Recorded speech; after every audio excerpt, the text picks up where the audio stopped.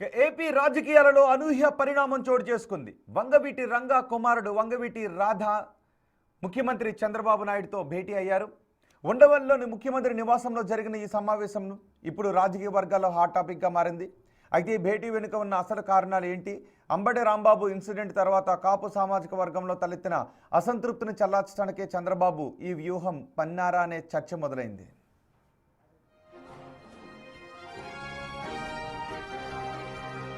ఇటీవల అంబటి రాంబాబు విషయంలో జరిగిన కొన్ని పరిణామాలు కాపు సామాజిక వర్గంలో కొంత చర్చకు దారితీశాయి. ప్రభుత్వంపై కానీ పార్టీపై కానీ ఈ ప్రభావం పడకుండా ముందస్తు జాగ్రత్తగా ఆ సామాజిక వర్గంలో బలమైన ఇమేజ్ ఉన్న రాధాకృష్ణను చంద్రబాబు స్వయంగా పిలిపించుకుని మాట్లాడినట్లుగా తెలుస్తోంది. సుమారు గంటకు పైగా జరిగిన ఈ సమావేశంలో ప్రస్తుత రాజకీయ పరిస్థితులు, కాపు వర్గాల్లో నెలకొన్న భావజాలం, రాధాకృష్ణ రాజకీయ భవిష్యత్తుపై కీలక చర్చలు జరిగినట్లుగా తెలుస్తోంది.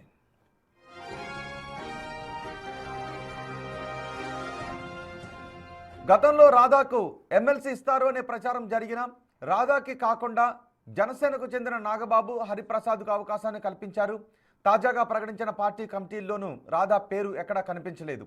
ఇప్పుడు తాజాగా ఈ భేటీతో రాధాకు రాబోయే రోజుల్లో ఎలాంటి పదవి దక్కబోతోంది అనేది ఇప్పుడు ఆంధ్రప్రదేశ్ రాజకీయాల్లో $1 మిలియన్ ప్రశ్నగా కనిపిస్తోంది.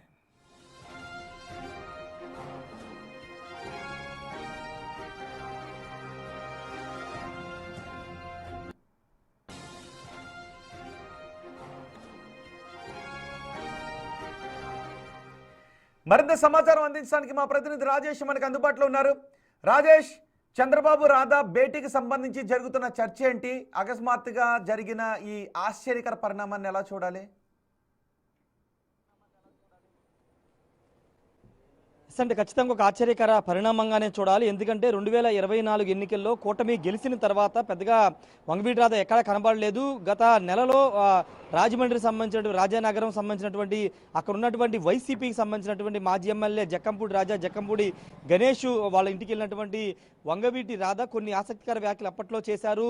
వంగవీటి గణేష్కి జక్కంపూడి గణేష్, జక్కంపూడి రాజాకి అండగా నిలబడాలంటూ అప్పుడు ఆయన పెద్ద స్టేట్మెంట్ ఇచ్చారు. ఆ స్టేట్మెంట్ పైన పెద్ద ఎత్తున రాజకీయంగా దుమారం రేగింది. ఆయన వైసీపీ వైపు ఏమైనా చూస్తున్నారు, అందుకే ఈ విధంగా జక్కంపూడి ఫ్యామిలీకి సపోర్ట్ చేయాలంటూ వంగవీటి రాధా మాట్లాడబోయినా పొలిటికల్గా పెద్ద ఎత్తున చర్చ జరిగింది. అయితే తాజాగా నిన్న ముఖ్యమంత్రి చంద్రబాబు నాయుడిని స్వయంగా సచివాలయం వెళ్ళి కలవడం కొంత రాజకీయంగా చర్చ సాగుతుంది. దానికి ప్రధాన కారణం ఏంటంటే కూటమి గెలిచిన తర్వాత ఇప్పటి వరకు ఎక్కడా కూడా ఒక పదవిని వంగవీటి రాధాకి ఇవ్వలేదు. వాస్తవంగా వంగవీటి రాధా 2019 ఎన్నికల ముందే తెలుగుదేశం పార్టీలోకి వచ్చారు. తన తండ్రి మరణానికి తెలుగుదేశం పార్టీ కారణమంటూ వచ్చే విమర్శలు సైతం ఎదుర్కొని ఆయన వాటిని పక్కన పెట్టి తెలుగుదేశం పార్టీలోకి వచ్చారు. కానీ 2019లో టీడీపీ ఓడిపోయిన తర్వాత తాజాగా 2024 ఎన్నికల్లో ప్రచారంలో కూడా ఆయన పాల్గొన్నారు. పవన్ కళ్యాణ్తో కలిసి అటు గన్నవరం కానీ కొన్ని ప్రాంతాల్లో ఎన్నికల ప్రచారంలో పాల్గొన్నారు. కానీ అధికారంలోకి వచ్చిన తర్వాత వంగవీటి రాధాకి మొండి చేయి చూపుతున్నారు.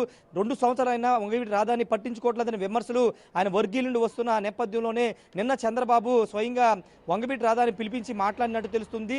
రెండో ముఖ్యమైన విషయం ఏంటంటే ఇప్పటి వరకు అంటే మొన్న తెలుగుదేశం పార్టీ రాష్ట్ర కమిటీలను ప్రకటించిన కమిటీలు ఎక్కడ వంగవీటి రాధాకి ప్రాధాన్యత కానీ ఎక్కడ పేరు కానీ లేదు. ఈ నేపథ్యంలో ఏదైనా పార్టీ పరంగా పోస్ట్ ఇస్తారా, లేకపోతే రాబోయే రోజుల్లో ఎమ్మెల్సీ పదవి ఇస్తారనే దానిపైన ఆ కోణంలోనే సీఎం చంద్రబాబు నిన్న వంగవీటి రాధాని పిలిపించి మాట్లాడిన ఒక చర్చ అయితే సాగుతుంది. పొలిటికల్ డిస్కషన్ అయితే జరిగింది, కానీ దేనిపైన జరిగింది అనేది కూడా ఎక్కడ బయటికి చెప్పడం లేదు.